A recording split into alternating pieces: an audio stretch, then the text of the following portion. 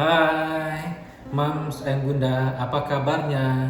Semoga selalu sehat walafiat ya.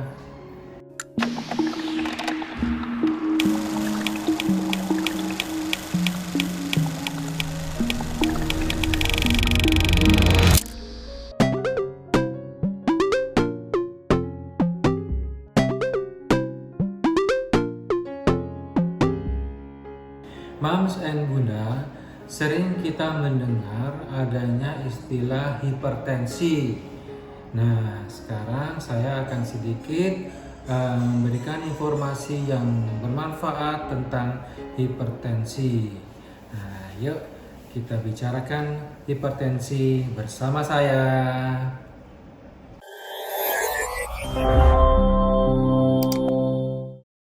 Hipertensi, lebih dikenal dengan tekanan darah tinggi, itu telah lama dianggap sebagai pembunuh diam-diam ya, karena kemampuannya menyebabkan berbagai komplikasi kesehatan ya, tanpa gejala yang jelas.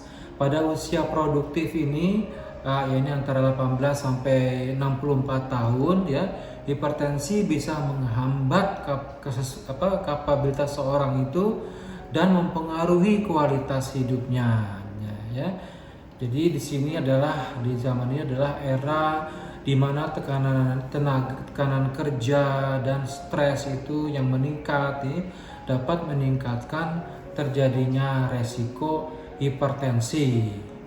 Nah, jadi sebenarnya pengertian dari hipertensi itu adalah tekanan darah arteri ya pada seseorang itu meningkat di atas dari tekanan darah yang normal secara konstan ya. Jadi tekanan darah normal itu diantarakan tekanan darah itu diukur adanya kontraksi jantung yang disebut dengan sistolik dan dilatasi jantung ketika jantung istirahat namanya diastolik. Jadi sistolik per diastolik. Sistolik itu ketika kontraksi diukur tekanan darahnya, kemudian diastolik ketika dia istirahat jantungnya diukur lagi sehingga normal didapatkan 100 per 70 sampai 140 per 90. Nah, kalau hipertensi itu sistolik berbanding diastoliknya di atas 140 per 90. Nah, di atas itu namanya hipertensi atau tekanan darah tinggi.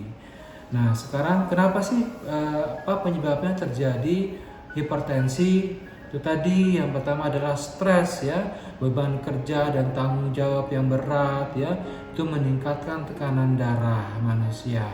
Kemudian konsumsi garam yang berlebih menyebabkan meningkatnya volume darah sehingga tekanan darahnya meningkat. Kebiasaan merokok, nikotinnya itu bisa menyempitkan pembuluh darah, arteri sehingga tekanan darahnya meningkat. Obesitas, kegemukan, beban kerja jantung meningkat sehingga dia jadi tekanan darahnya tinggi. Konsumsi alkohol berlebih juga merusak dinding arteri pembuluh darah sehingga meningkatkan resiko hipertensi. Nah, itu dia ya beberapa penyebab dari adanya hipertensi. Nah, sekarang apa sih gejalanya yang ditemukan pada hipertensi? Ya, orang hipertensi biasanya dia itu sakit kepala ya, pusing kepalanya ya, penglihatannya juga agak kabur, agak sesak napas, detak jantungnya juga kadang nggak teratur, nyeri pada tengkuk bagian belakang. Dan gejala-gejala lainnya seperti kadang karena pusing jadi mual gitu ya.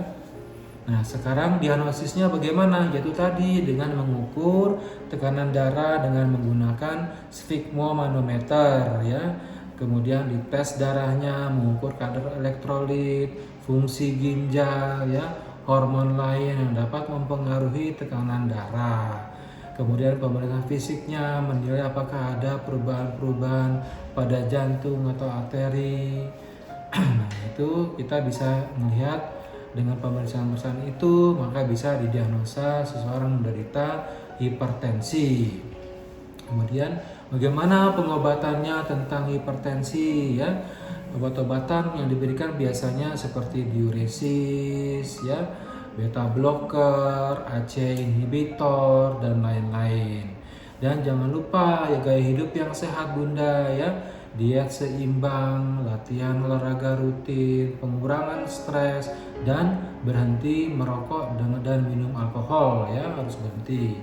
Dan juga sebaiknya kita konseling ya, misalnya ada masalah-masalah kepada psikolog, ke tenaga kesehatan lain, sehingga stres yang dialami juga akan berkurang dan hilang stres tersebut.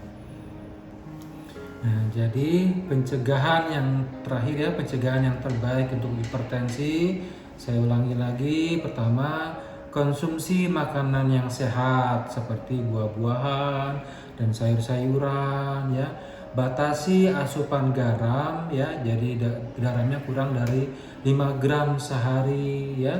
Kurangi konsumsi kopi, kafein dan nikotin ya yang ada dalam kopi ya. Kemudian berhenti merokok, olahraga secara teratur ya, jaga berat badan dan kurangi konsumsi alkohol ya, batasi asupan makanan yang tinggi lemak yang jahat, lemak jenuh ya, dan hilangi atau kurangi lemak-lemak trans dalam diet. Ya, mudah-mudahan semua sehat selalu ya. Jadi kita harus segera mengukur tekanan darah kita secara rutin ya kepada tenaga kesehatan, atau kalau punya Bunda sfigmometer di rumah ya, ukur tekanan darahnya ya. Dan setelah ada ketahuan tinggi tensinya, segeralah konsultasi ke tenaga kesehatan, baik ke dokter atau ke puskesmas, sehingga tidak bertambah parah hipertensinya dan mendapatkan pengobatan yang baik.